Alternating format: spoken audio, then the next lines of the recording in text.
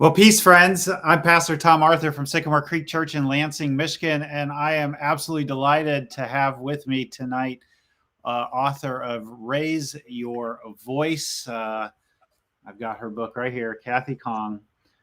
Kathy, thank you so much for joining us tonight. Thank you. Kathy, you're a writer, speaker, coffee drinker, and yoga teacher. Yes. I saw on your profile on Facebook, you had a pose that looked like something that would send me to the ER. Well, don't worry. We won't be doing any of that tonight. So Okay. You're flexible in all kinds of ways, including physically. Your journey began in childhood. You apparently kept lots of diaries and journals, and yes. it moved into newsrooms, and then you co-authored a book, More Than Serving Tea, which is about the intersection of faith, culture, and gender. And that tells just part of the important story of Asian American Christian women. You spent more than 20 years, Kathy spent more than 20 years in parachurch ministry, working with college students and training organizational church leaders, was a journalist in Wisconsin, now lives in the Chicagoland area. But for tonight, what we're especially interested in is that Kathy's the author of Raise Your Voice, Why We Stay Silent and How to Speak Up, which was written to challenge and encourage everyone to find and use their influence to bring about the kingdom of God on earth as it is in heaven. And we have been using that book as the basis of a series, 2-week series here. The first week was on why we stay silent. And next week, we're going to do the second half of the book on how to speak up. So Kathy was kind of communicating with you a little ahead of time, just through email, to tell you a bit about our church. And we're a small multi-site church. Each of our campuses is pretty small, but we're, I think, a thriving church. And the campus that I lead is a predominantly white church. I mean, all of our campuses are really predominantly white, but at least the campus that I lead has a multicultural staff. So up on stage, oftentimes I'm the only white guy up there. So I'm curious what you would hope that a church that is predominantly white with this multicultural staff will get out of focusing on your book for a couple weeks. Sure. I love how you and your church have been using the book, and it's been so creative, and I'm just thrilled to be a little part of that. When I think about churches, and particularly a situation like yours in the congregation there, I hope it makes people a little uneasy and question and look around and ask the question, is it enough that this is what we look like on Sundays from up front? Mm-hmm. And how will that actually shift things so that we are living gospel-centered lives every other day of the week? Yeah. What's tell us a little bit about like the settings that you find yourself in these days. Are they mostly Asian American? Are they multicultural? Are they what does that look like for you? Yeah, it varies depending on where I'm invited in. I will say that the community I live in, the north suburbs of Chicago, predominantly white. And the space that I am operating in most days, teaching yoga and being in those spaces, also mostly white. And usually when I'm invited to come in and speak, it's often a white audience. So when I'm kind of out and about in the world, that's the space that I'm in. And so home base is really important to me. My husband is also Korean American. He was born in the States. I was born in Korea. And so home is a actual physical sacred space. It's one of the few spaces where it is not unusual to be Asian American, and it's the norm. So I do find that the most kind of multi-ethnic, multicultural space that I operate in right now would be on the virtual space. So the folks who are interacting with me, they're on Twitter, mostly Twitter and Instagram are the two spaces I'm in. That tends to be much more of a multicultural space. Yeah, yeah. Hey, your audio is kind of distorting a little bit, like we talked about earlier. Oh, poop. I don't know what happened with that, but just a heads up if there's anything you're able to do on your end for that. Yeah. Technology's great, except when it's not, right? Right. Oh, boo.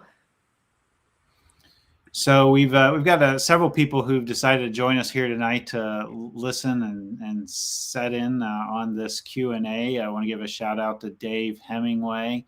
Thanks, Dave, for listening in. And Aaron Umstead. Aaron says, holler for the coffee, fellow coffee drinker. Sarah Lepley as well is here, and she says we can't still hear you though. So okay, Sarah's a good encourager. So good. Thank you.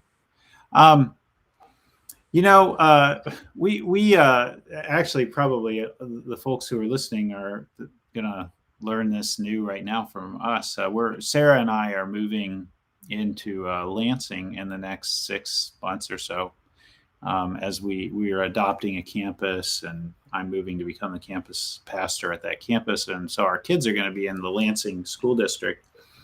And we had the mistaken idea that that just meant that they would go to the schools closest to where we lived. And that's not how it works in the Lansing school district.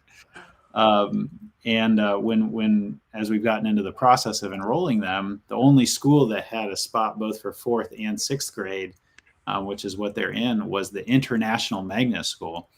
So they're going to be going to a school that has representatives from 60 different nations. That's amazing. Next year, from a predominantly white suburban neighborhood into a very multicultural setting. So we're really excited for what that's going to mean for them. And I have a feeling it will be one of those things that they a life-changing moment for them when they think back to that school year. So Gretchen is here as well. Thank you for being here, Gretchen. Kathy, where does somebody who has never had the courage or maybe the cultural backing, you talk about your own, in your book, your own Asian American and female, the sort of female cultural spot inside of that broader culture not supporting you to raise your voice. So whether it's other Asian American women or African American women or Black folks just in general, or whatever it is, whoever it is, somebody who's never had the courage or the cultural backing to raise their voice, where do they begin to learn or practice doing that? That's a great question. I would say where I started to learn that from would be in school, and teachers who not call on me. So that's a different kind of, speaking up. But for me, my first kind of love of communication was through writing.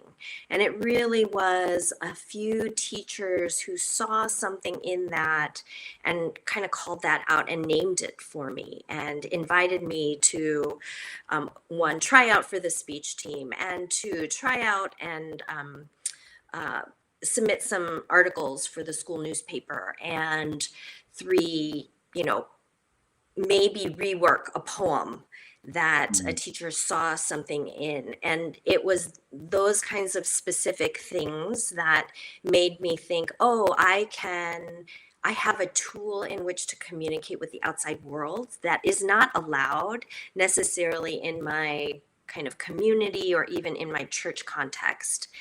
And then I will say that I didn't find that kind of mentoring and cheerleading until I had gone into vocational ministry. And then I would say in those spaces, by and large, they were people of color who were a few years older, who were maybe, a step or two ahead of me in terms of their career and where they were in terms of leadership, and giving me opportunities, maybe even assignments that I would not have volunteered for, but they were going to be there so that if I made a mistake, they would be there to help me work through that process.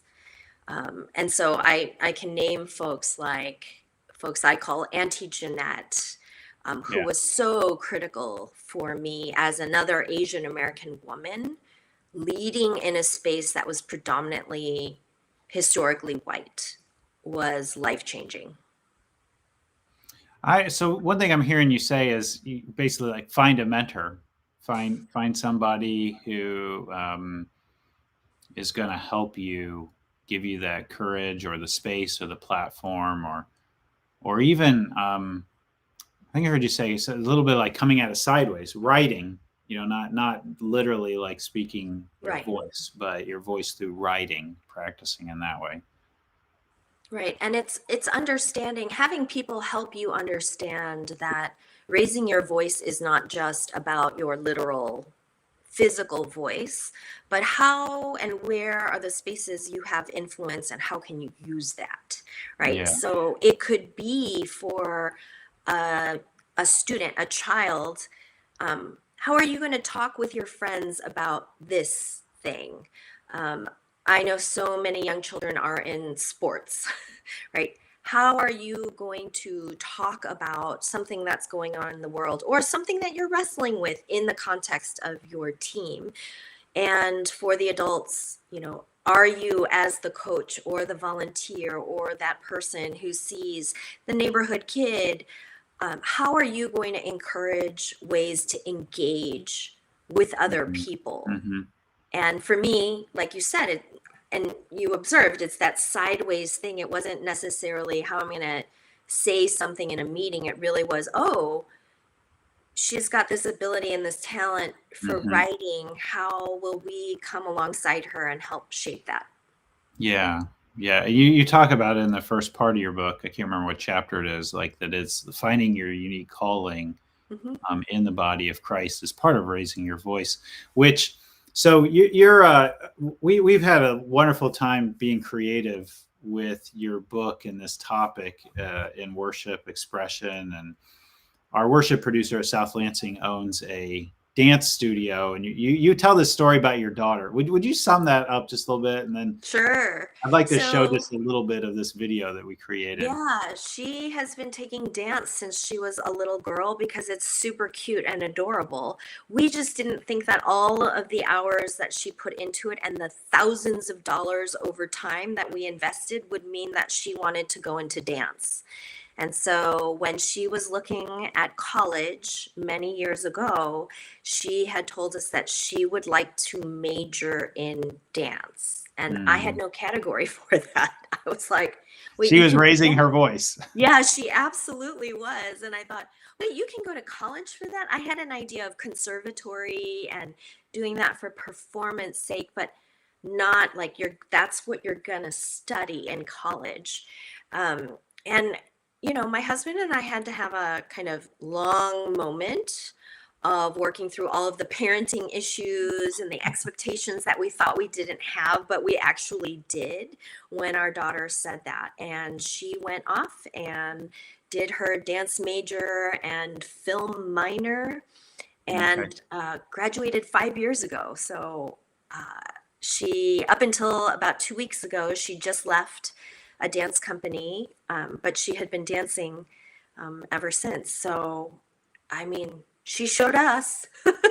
Yeah, yeah. So this whole like story that you tell in the book inspired us to work with Tiffany, who owns this dance studio, to create this video. I'm not going to show the whole thing, but it just gets a little taste of perhaps the sideways way that dance is raising your voice. Sycamore Creek. We are in a new series called Raise Your Voice, and it's based off of a book by the author Kathy Kang, and it's called Raise Your Voice.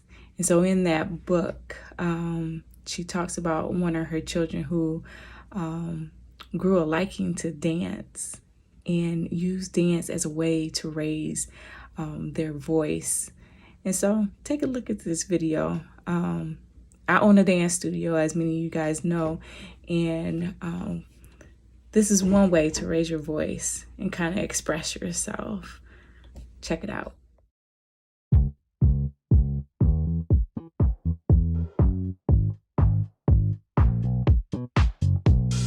I've been sitting wondering in my bedroom how to move along and bright my day.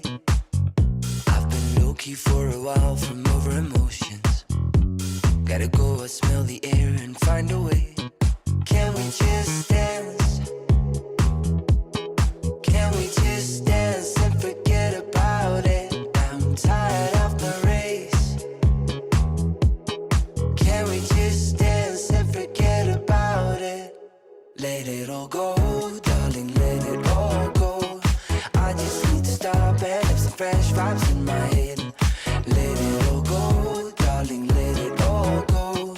I'm not trying to run, just need some fresh vibes coming my way. Coming my way.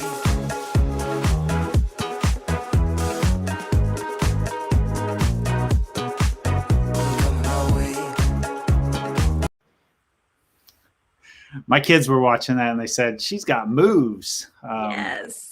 And I love like each person has their different way of dancing and the diversity of ages and sexes and so on the dance floor. So thanks for inspiring us to think outside the box. Sarah Lepley said in the comments here that it's helpful to hear that voices influence and encouragement. You want to say a little bit more about that? Sure. I think I'm hoping that folks, as you've read the book and work through it, know that it isn't just about protesting and posting things on Facebook or getting into heated conversations with neighbors, right? It's really about the ways in which we see in Scripture, God invites people to use their lives, use the things that they're doing and saying to draw people closer into relationship with Jesus and with God's people. And we can do that through the ways we encourage people, the way we influence people. Just in the same way, I would say social media influencers try to influence people on what to buy, what to wear, what to eat and drink. What does it look like for us as God's people to raise our voices so that we are that beautiful fruit and fragrance of the kingdom of God? Yeah. And in fact, that's a huge part of the first part of your book is that this is really about the gospel.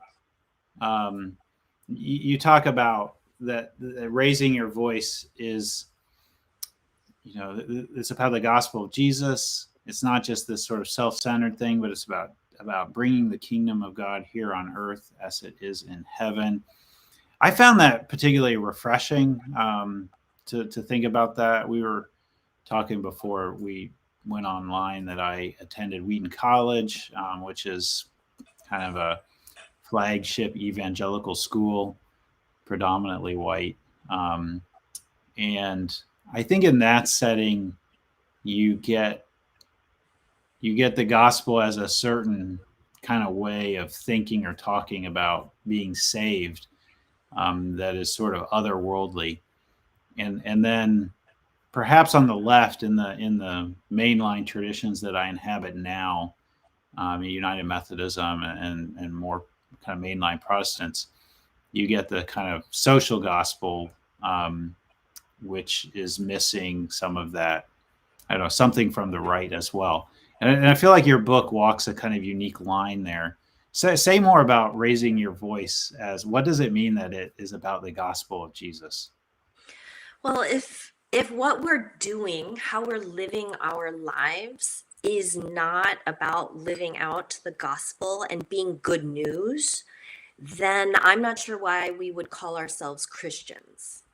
And so I remember even when I was in campus ministry talking with college students, they would ask me, so why do you care about this particular thing? Or why do you even do what you're doing? Why do you care about a college campus? Why do you care about college students? And I would say, I care because I think, one, there is a future that I am not going to lead, that college students will grow up to lead.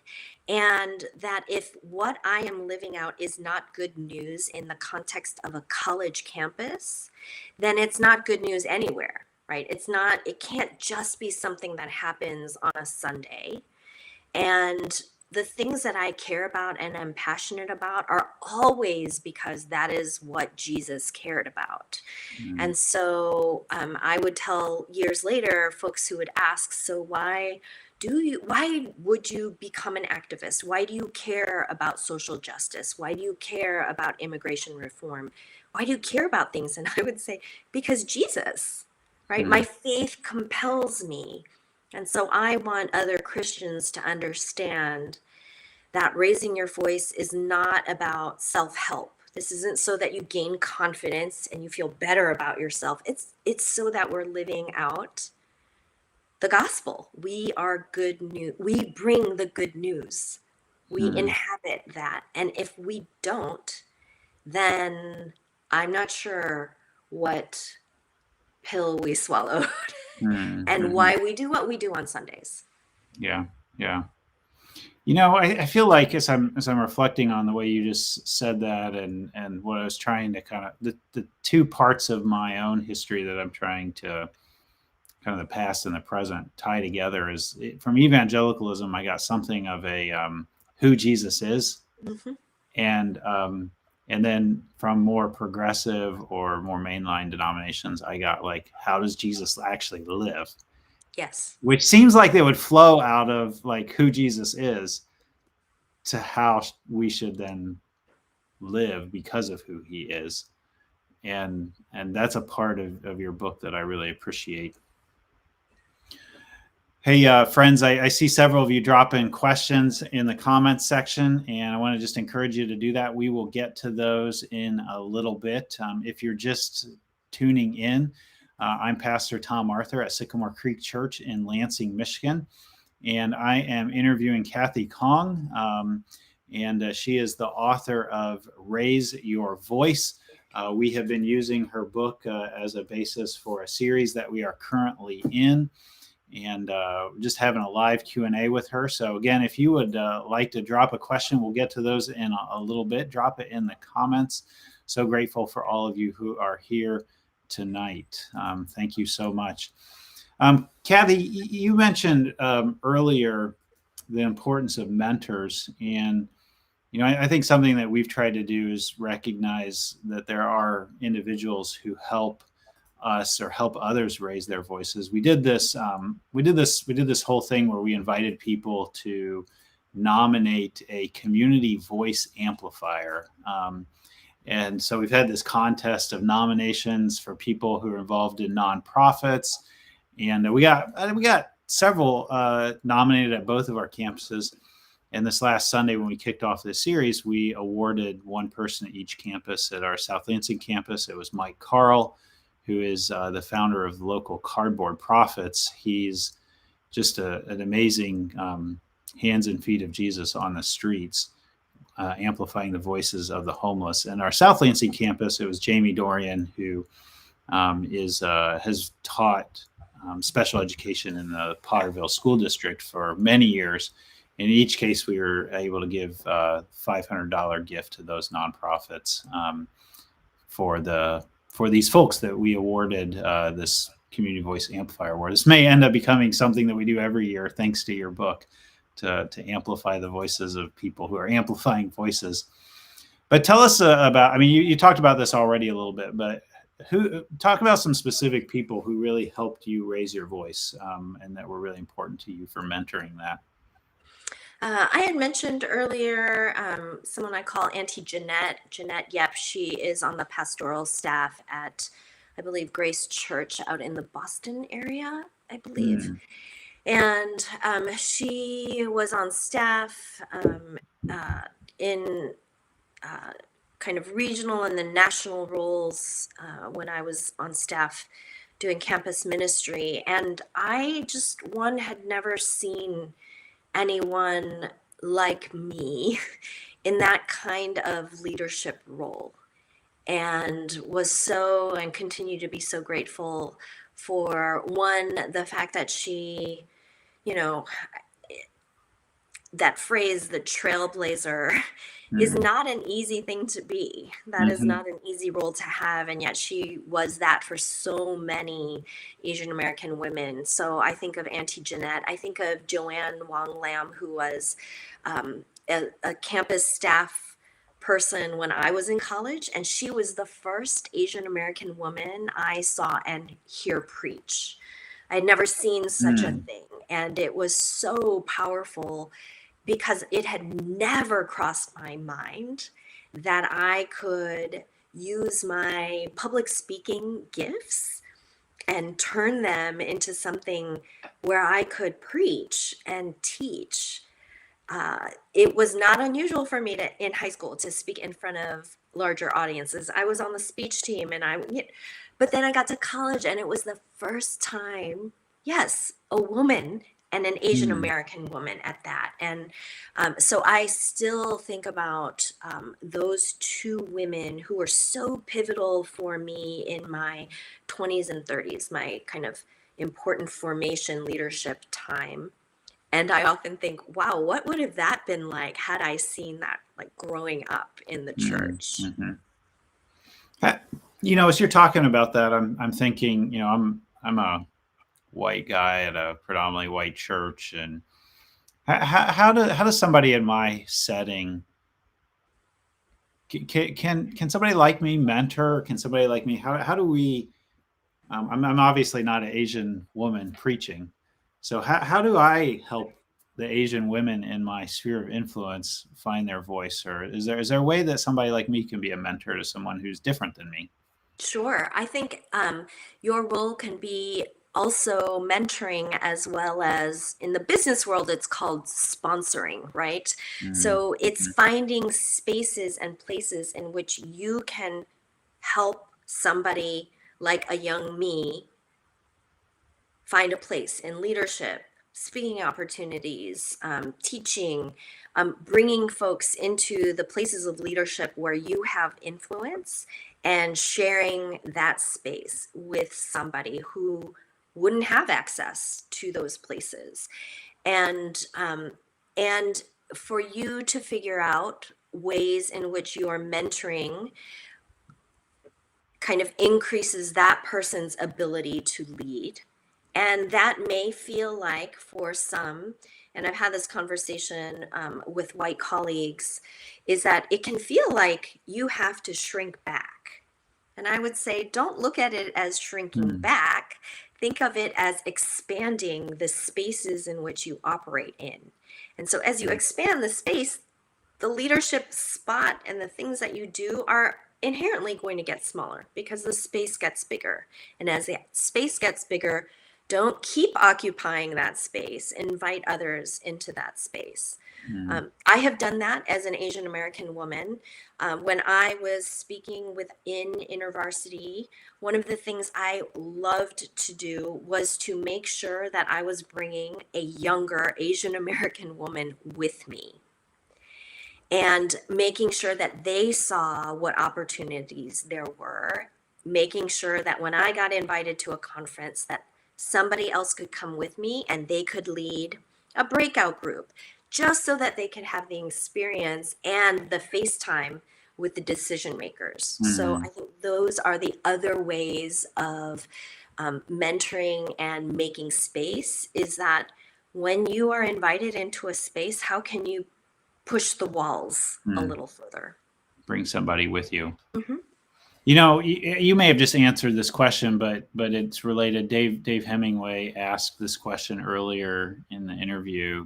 In a work environment, what are your recommendations for giving others space to make their voices heard? And you were just talking about making space. So to maybe say a little more about some tips for in that workplace, or perhaps whatever space you find yourself in, making space for others' voices to be heard. Yeah, and the workplace, any workplace is so challenging because there are consequences that we can't always anticipate. And I think one of the big concerns for people when you raise your voice is that what's going to happen? You know, will my boss kind of slap my Hmm. hand? Is there going to be a consequence within my role and the responsibilities? And so, if you are a person who has influence over things like that, you need to make sure you've thought things out before you say, oh, this is an open time. I want to hear all of your concerns. Do you really want to hear the concerns of people who have been marginalized and feel like um, they have legitimate concerns within the workplace? I think the other opportunity for people in a workplace situation is when someone says something, that hard thing, Hmm. uh, don't wait until the meeting is over to say, hey, I really appreciated that. Hmm. Find ways in that meeting to back up the concerns Hmm. of those people. One of the things I hated being is that person who says something and then you're like, nope, nobody's got my back. Hmm. And I know you feel the same way. I know Hmm. you feel the same way. And then leave the meeting, and everyone later quietly or via text says, yeah, thank you so much for saying that. Hmm. No, you should have thanked me in the meeting. So I think that is one way folks can show up for one another, is to do that backing up in the meeting. You tell this. I'm not sure even what adjective to use for this story at the beginning of your book of being at this conference and things waiting to the end to announce or talk about some decision that was made about a leader, and this you keep waiting for people to, you're like looking around waiting for people to raise their hand to ask why this take so long, and then you finally do raise your hand and you stand up, you start to ask this question, and I think you said it was a friend of yours sitting next to you put their hand in front of your mouth. Mm-hmm. And I mean, it's such a visceral story, and so and I'm hearing you say like what would have been kind of your dream moment or dream would have been that once you got done asking your question, someone else raised their hand and said, "That's a great question, Kathy. I'd like to hear the answer too." Right, right. And, folks always respond to that story because, one, it was so physical. And I think folks, when they read it, if they've experienced something like that, it brings up these feelings in their own bodies. And I would say, yes, it was very surprising to actually have like a hand come at me. And yet it is the same thing that happens for Mm, so many of us when we say something and literally no one in the room gives a verbal affirmation to those questions, right? And mm, waits until the meeting is done, sidles up and says, thank you so much for asking that question or mm, for saying mhm. that hard thing. It's the same thing. It Yeah. really is. And so I would say over and over, do not wait Mm, for the meeting to be over. mhm. I feel like I have a ton of questions about that. That that you didn't answer in the telling of that story. But one of them that I've become particularly interested in lately is the question of repair Mhm. after the person raises their hand and does this sort of harm to you. What does repair look like? And did your was your friend willing to engage in repair with you, or was there enough of trust and relationship to come back to that moment? I mean, obviously I assume they've read this in the book, or maybe they haven't. But what has the relationship looked like after that? What did repair require? So that is a great question, and no one has asked me that. I will say that I did not think that story or that happening as something harmful, right? Okay. Because I have had that happen to me so many times, not the hand, right? but it is that saying something in the context of a larger group and it not being acknowledged by other people who are feeling the same way, or even acknowledged by the person to whom that question was addressed in a way that felt honoring and safe to ask the question. And so I will say for this particular person, I actually don't know if that person has read the book. And because I wrote the story within the context and explained the context, I left out details. So I don't, from what I've gathered, very few people remember the specifics of that. So I don't even know if the person remembers doing that. And so in that way, because that has happened so many times, I will say that specific incident did not require repair. I think what happened was what so many people in that room were feeling. That friend just happened to be right next to me. I think everyone's silence was the same thing. Okay. Yeah. I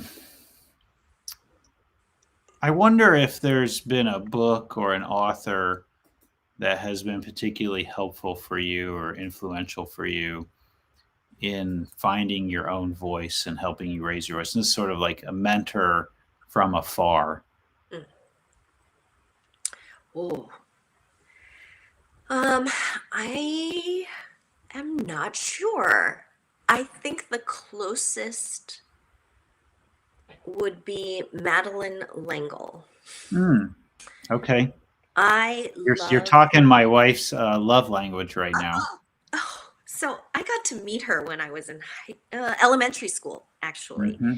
And I was introduced to her by a librarian when I was probably like 4th, 5th grade. Loved that Wrinkle in Time series. And it then wasn't until I was in my 30s that I found out that she wrote other things. And her kind of journal series, she's hilarious. I found myself laughing out loud while reading some of her kind of journaling personal stories. And so what I learned from that was you could be a deeply spiritual person and be out loud hilarious, to be a creative and thoughtful writer who connected across generational lines, and also be and because, I met her once, felt very much like she was such a kind soul. And that isn't always the case when you meet an author.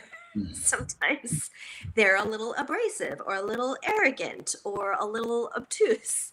And I just found that I was so impressionable as a child when I met her, that stuck with me in ways that I think I still try to shape my engagement with readers. So when readers email me, I try to respond. When people engage with me online and send me a message, I try to respond because I don't want to keep people at arm's length. And then kind of holding on to hope that maybe someday I will come up with an idea for a fiction story, a novel or short story. But again, I think Madeline L'Engle, learning about her faith journey and just the ways in which she wove all of that into her writing was somebody I consider a mentor from afar. Yeah. So I told you you're speaking my wife's love language. She's written a spiritual biography of Madeline L'Engle called A Light So Lovely, and is good friends with Madeline L'Engle's granddaughter, Charlotte. Can't remember Charlotte's last name. And leads Madeline L'Engle writing workshops now. So, oh my goodness, I should connect the two of you. Yes. And but yeah, Madeline L'Engle held a lot of things in together that Christians tend to separate. And what you just said, like deep, that could have been another chapter of her spiritual biography, of deeply spiritual, but also very funny. Yes. So she held faith and science together. She held religion and creativity. She held together reason, and I don't remember. I read my wife's book, but there's maybe 6 or 7 chapters that are pairings of things that don't tend to get held together. Yeah. That Madeline L'Engle does a great job of doing that. Yes. I'm curious a little bit. I'm going to go in a really different direction here. Your book is about raising your voice, but I wonder if it's ever better to be silent, and how do you know when it's time to not raise your voice, to stay silent? Yeah. Or maybe another way of getting at this has there ever been a time where you regretted raising your voice afterwards? You said, maybe not because of the cost or whatever, but you just, I know I've said things that later on I was like, why did I say that? Right. Gosh, I hope we've all had those moments. I think it's important to stay very humble and grounded in our knee-jerk reactions to the things that are going on in the world. I think that there are times, and I would say especially learning this with the influence of social media and the ability to respond in the moment, any moment and every moment. And I would also say that generally speaking, my experiences in I will say broadly, the evangelical church space, we're not comfortable with silence. And so there is that filling in of the quiet space to discern even whether or not you should do something or say something. So I have found that, and I think I write about this too in the second half, is I know that people may think if they only engage with me online that I am always just kind of a knee-jerk reaction person. But I actually spend a lot of time in silence and in prayer and waiting to find the right words or the right thing to say. And if that doesn't come, to not say anything at all. I think there have been times where I have responded to things, especially online, that I wish I could take back. And not that I wouldn't have responded, I think I just would and should have responded slower. And I've learned that over time, to give myself lots of silence and lots of space. And I will say, I think maybe about 15 years ago, I distinctly remember having a conversation with a colleague in the hallway of a conference that we were at, and saying things really out of anger and frustration and a place of pride. And I wish I could take that all back. Is there something that as you think about that? I mean, some of the things that come to my mind, and maybe these are the same sorts of things that you do, but I think about, there's a lot in marriage research that probably could be applied to most of the times that we raise our voice. And one of them is that we feel when our heart rate goes above 100 beats per minute, there's probably not much productive coming out of our mouth, or the physiological flooding when your body's dumped with adrenaline. And this is where I wrestle a little bit with like you think about Madeline L'Engle talking to me, or putting in Mrs. What's-Its mouth, talking to Meg and saying, "Stay angry, little Meg. You'll need your anger from here on." But most of us don't, like, anger is we haven't learned how to be productive with it or something, and we just say things that are destructive rather than helpful. Yeah, and I love that quote. That's actually one of my favorite quotes. And Sarah has it on a T-shirt that she wears around. Oh, I love it. I love Along it. with believing takes practice. So, Love it. And I love that because I think one, as a woman, I've been told that my anger is inappropriate. mhm, Um, it's not feminine, it's not X and Y and all of those things. And as a child of immigrants and one who, um, I was technically an immigrant. I was 8 months old when I came to the US.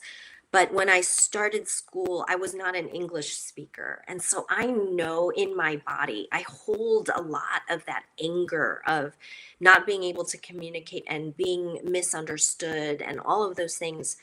Um, and that line, hold on to your anger. And I think that is not what I was taught in church, right?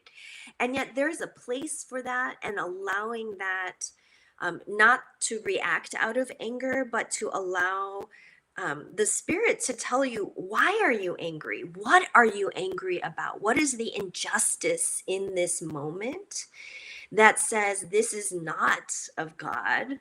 This mm, does not belong in God's kingdom. And how will you respond? Not so that it's to create more of that which does not belong in God's kingdom, but to break through that and to give space to mm. something that is loving and is caring and beautiful. So we need to give ourselves more silence. We need to say to children, it's okay to be angry. Why are you angry? What about this makes you angry? What is bothering your heart and soul in this moment? Mm. I want to get to some of the questions that folks are asking here. We've got some good ones. So if you have a question, you can drop it in the chat.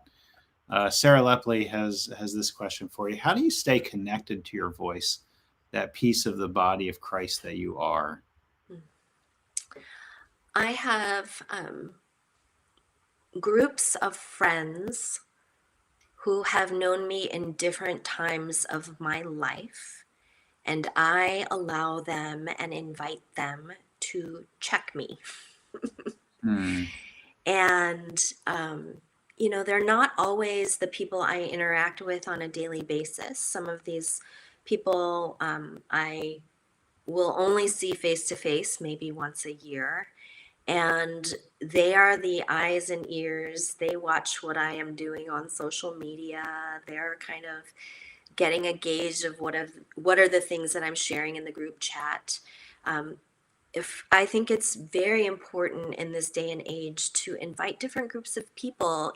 When I was a college student, it was called accountability groups. And I don't think it needs to be as formal as sitting down and kind of sharing all of the things that you feel like are broken about you. I think it really is being able to receive strong feedback from Hmm. people. And Mhm. I don't think that was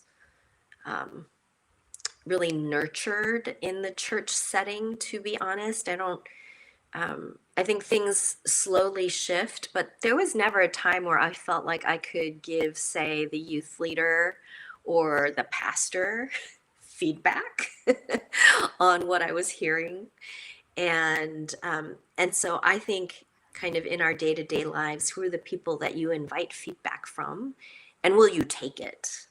Or Hmm. will you get defensive and kind of push that away? So I would say, I have those groups of friends, definitely my husband, definitely my children. So my children are all in their 20s, and they will tell it like it is.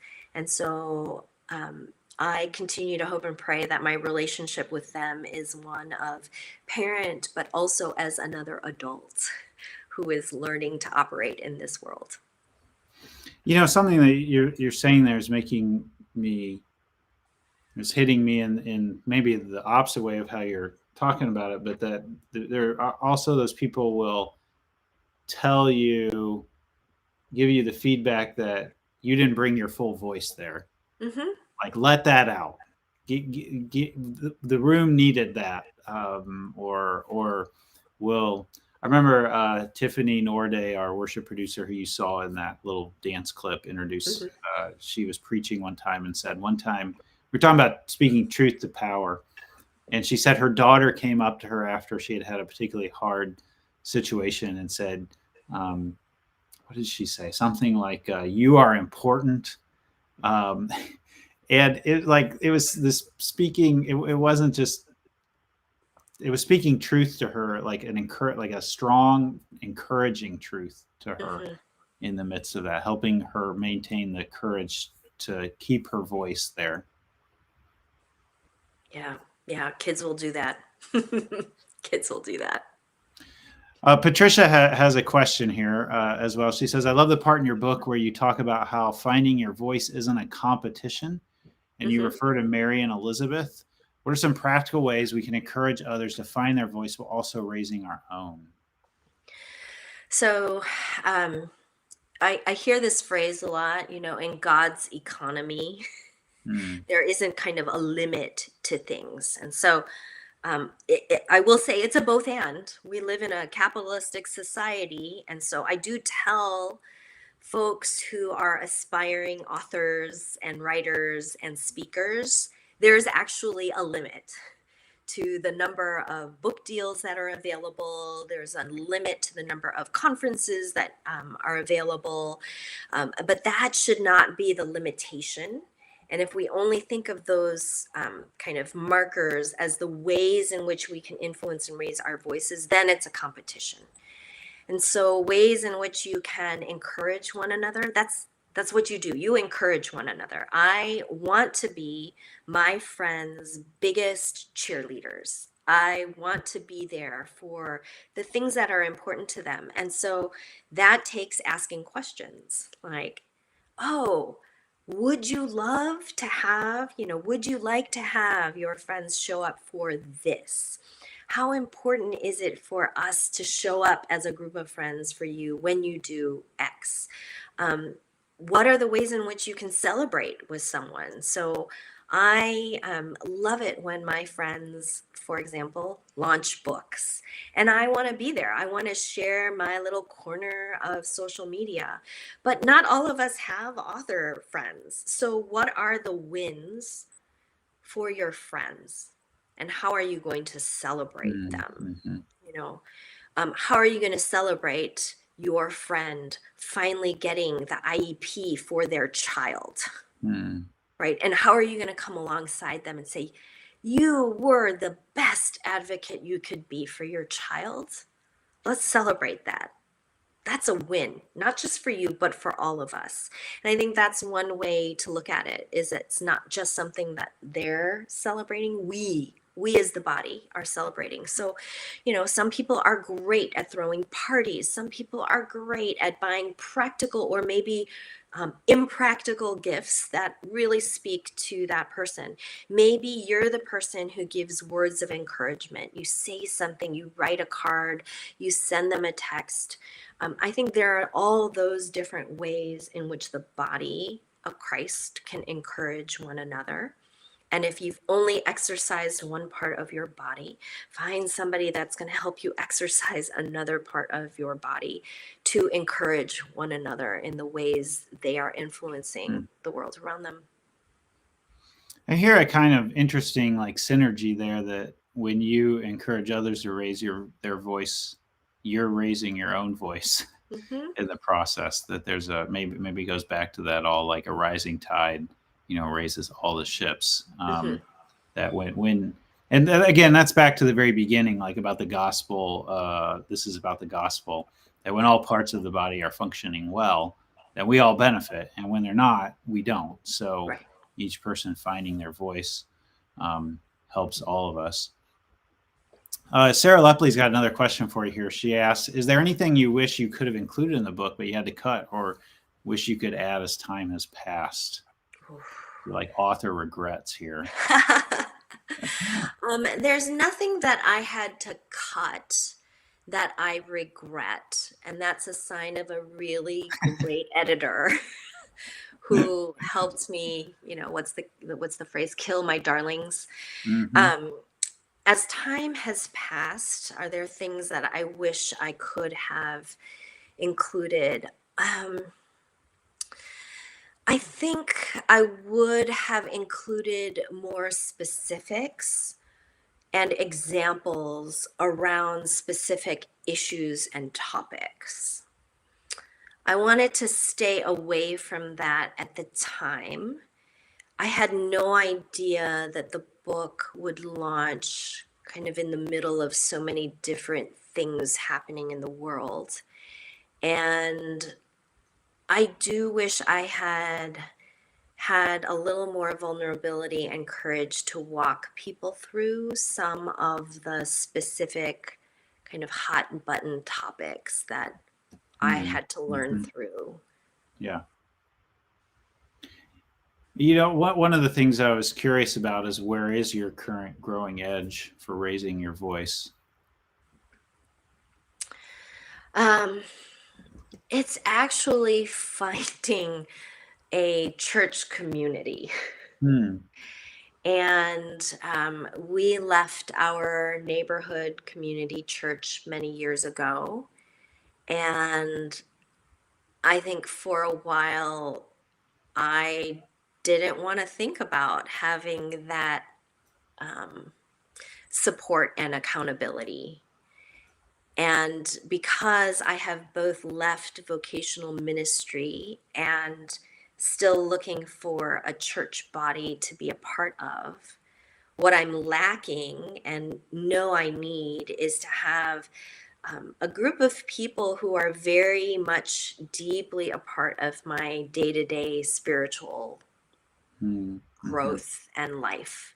And that's the thing that's missing and can't be completely replicated by, you know, friends that I know but aren't around me, you know, on a weekly, daily kind of basis. So that's definitely one of the things that I loved and hated about the pandemic, was being able to connect with different church communities via, you know, virtual spaces. And I think it gave lots of people who had been out of the church for a while a very safe way to re-enter. Yeah. And I'm hoping not only for myself, but for a number of friends who had left the church pre-pandemic, that was kind of a good way to re-enter, to figure out ways in which we can re-enter into kind of that searching mode. Yeah. You know, it's interesting because when you mentioned early on in our conversation that your experience with being in ministry settings was really positive as far as mentorship. Yes.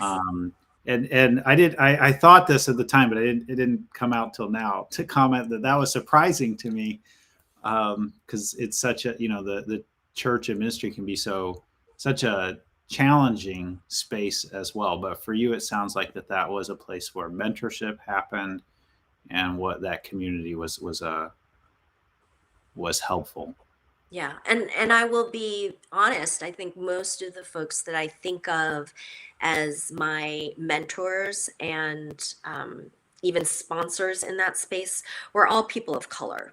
And we hurt for the same reasons, and we wrestled with whether or not we would stay or leave for the same reasons. And so I think there was that mutuality, even though most of my mentors were you know, had more leadership responsibilities and expectations and titles in that space. But I would say the places that have been much more hurtful and hard were in the church spaces, where people who say, I want to hear what you're thinking, when I tell them what I'm thinking, they are hurt and offended.